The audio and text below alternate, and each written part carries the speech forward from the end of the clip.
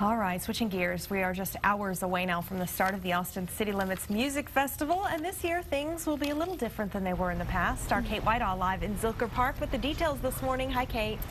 Hey, Shannon, good morning. You know, last year the ACL Festival was taking place in October. It was so nice and cool and perfect, and this year it's going to be another hot weekend, so you know you're going to need a little fan out here. And also, the Nature Conservancy here in Texas is going to be here. Laura Huffman is the executive director. Good morning. Good morning. All right, so you guys are going to be out here to talk about why?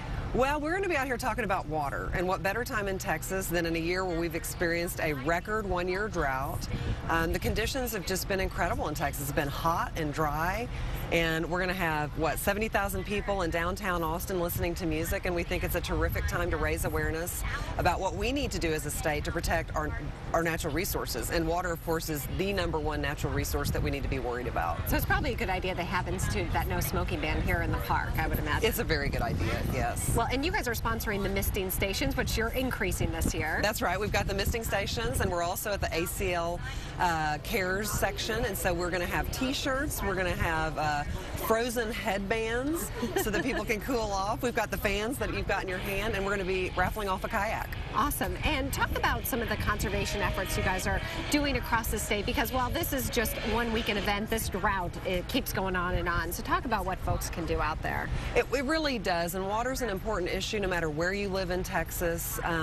We are a state that is growing. That's the good news. We've got 25 million people here now. There will be 50 million people in Texas by 2060, and it's going to be the same amount of water that we need to fuel the economy. So we try to emphasize the importance of the state's water plan and on funding it.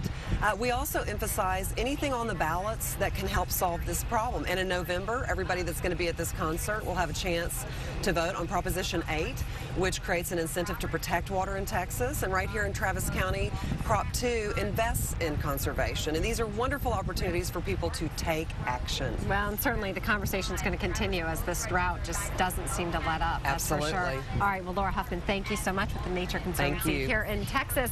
Once again, out here at ACL, you know, gates open up this morning at 11 o'clock. 70,000 people a day will be on the Great Lawn here in Zilker Park. And just so you know, there are still passes for just Sunday. Those 3-day tickets are already sold out. But, you know, if you come down here, there are always scalpers. You can find somebody to get a ticket from.